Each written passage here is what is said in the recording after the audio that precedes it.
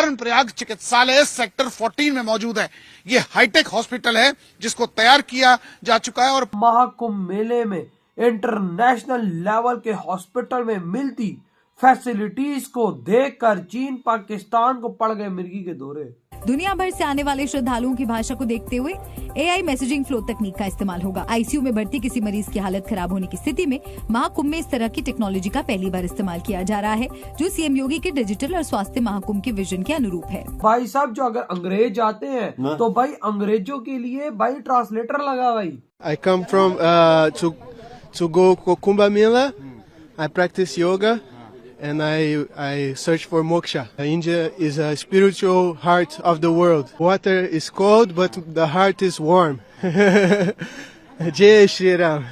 Sheets हैं, blankets रखी गई हैं, ऑक्सीजन मशीन और सब पूरा इवन सारा इंतजाम रखा गया। और बेड्स की अगर बात की जाए, जहां तक कैमरे की नजर जा रही है, इसे सिस्टमेटिक ढंग से रखा गया है। और पाकिस्तान में तो भाई साहब पतलून बंदे को नंगा करके भाग जाते हैं, ऐसे ऐसे लोग हैं यहाँ पर। ये इधर ऐसी चीजें सोचते थे, दे सकते हैं, सोचने ऐसा हॉस्पिटल है कोई? मैं कहता हूँ कि भाई साहब पूरा पाकिस्तान घूम ले, ऐसा हॉस्पिटल तो ये फ्री मिलेगा नहीं मिलता भाई साहब। माननीय मुख्यमंत्री जी के द्वारा हमें सारा सपोर्ट मिल रहा है, हमारे AD सर के द्वारा सारा सपोर्ट मिल रहा है।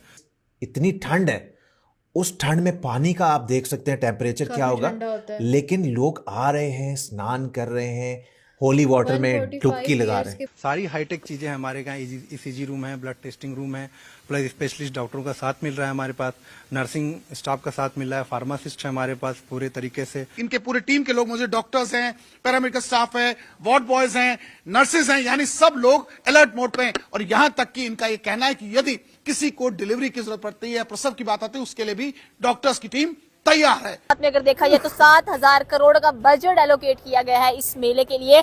वहाँ पर ना सिर्फ आपको हिंदू नजर आएंगे बल्कि हर मजहब के लोग कनेक्ट होते हैं इन चीजों को देखने के लिए। Hi, I'm from Thailand and this is first time for Kumbh Mela here.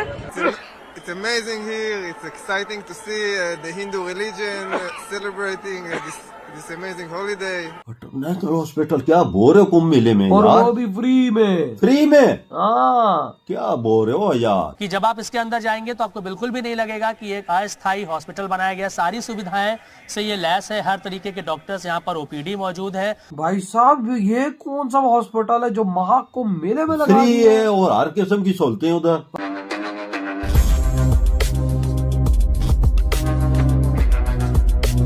Hospital में देख नो यार, जो बड़े बड़े इंटरनेशनल हॉस्पिटलों में नहीं है, इधर है वो यार। ना भाई साहब हर लेवल का डॉक्टर बैठा हुआ है। हाँ। भाई साहब ENT, भाई हड्डियों का, भाई औरतों का, गायनी बैठी हुई है, भाई साहब मेजर OPD, छोटे ऑपरेशन, लेजर ऑपरेशन, मतलब कि इंसान के अंग अंग का डॉक्टर वहाँ पर बैठा हुआ है इस टाइम, और वो फ्री में इलाज कर रहे हैं। 1 रुपया भी नहीं लगेगा। ऑपरेशन के लिए छोटा ऑपरेशन थिएटर, बड़े ऑपरेशन के लिए बड़ा ऑपरेशन थिएटर, 100 बेड, ICU के लिए 10 बेड, 10 औरतों के लिए भाई साहब 10, भाई मर्दों के लिए वो अलग।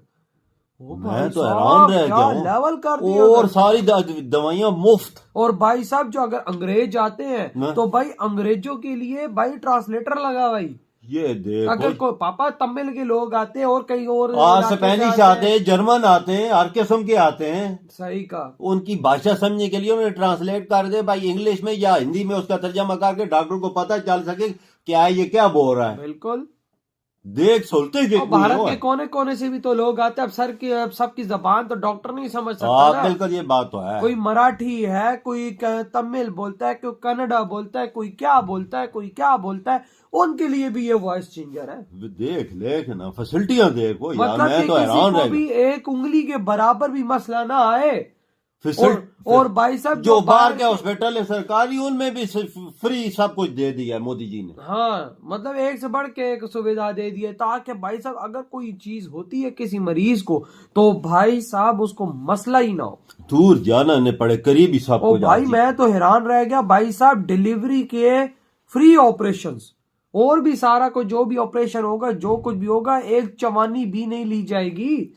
अंदर बेड कितने साफ थे, एक से बढ़ के एक।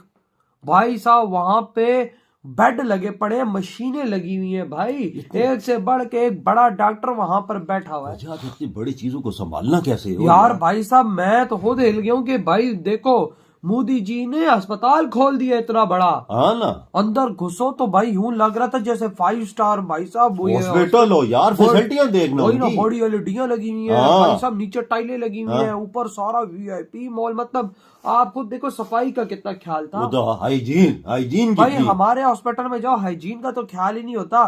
ये तो अभी महाकुंभ मेले में लगा हुआ है तो इतना साफ सुथरा है, और हर किस्म का डॉक्टर है ना यार। मैं और तो दवाई भी फ्री है। दुनिया की हर किस्म की दवाई मोदी जी ने ट्रकों के ट्रक भर के वहां पे भेज दी है। ये देखो यार कितना खर्चा कर रहे हैं मोदी जी। ओ यार, लोगों को कितना ख्याल, पर इंसानियत है ना यार उधर। इंसानियत हो ना, देश का लीडर अच्छा। हाँ, इंसानियत क्या, वो वही बात है कि इंसानियत में उसी में होती है ना, जो अच्छा बंदा हो। बिल्कुल।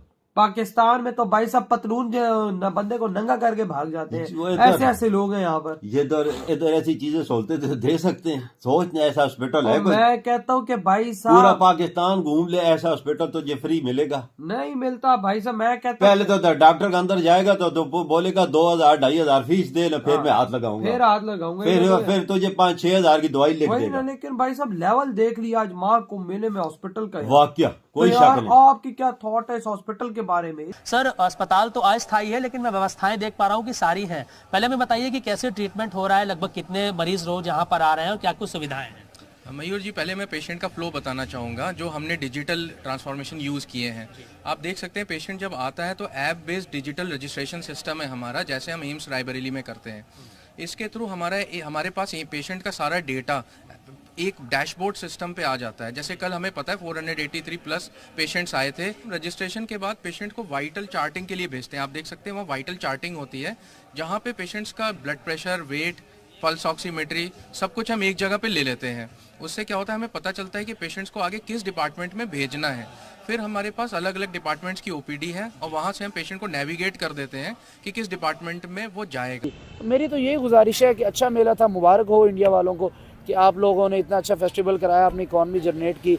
हमारे पाकिस्तान में भी इस तरह के इवेंट्स होते हैं, लेकिन हम इतनी इकॉनमी जनरेट नहीं कर पाते अनफॉर्चुनेटली। लेकिन हमें अब सोचना पड़ेगा कि बड़े फेस्टिवल करवाने चाहिए, जिससे देखिए बिजनेसमैन इसी तरह, तो अब वहाँ पर बिजनेस भी तो हो रहा है, वहाँ पर देखें हर चीज़ का बिजनेस हो रहा है। पाकिस्तान में भी जब देखें बिजनेस, अब देखें जैसे कि चैंपियन ट्रॉफी है, मतलब ये भी एक फेस्टिवल है ना, ये भी एक ट्रॉफी फेस्टिवल क्या, इसको समझा जाएगा, इसको आवाम ऐसे इंजॉय करेगी ना। हमारे मुल्क में एक फेस्टिवल आया, एक ट्रॉफी आई, इसी तरह हर मुल्क को हक है अपनी खुशियाँ मनाने का, हर मुल्क को हक है अपने अपने दायरे के अंदर रहकर अपने अपने मजहबी रसूमात को अदा करने का।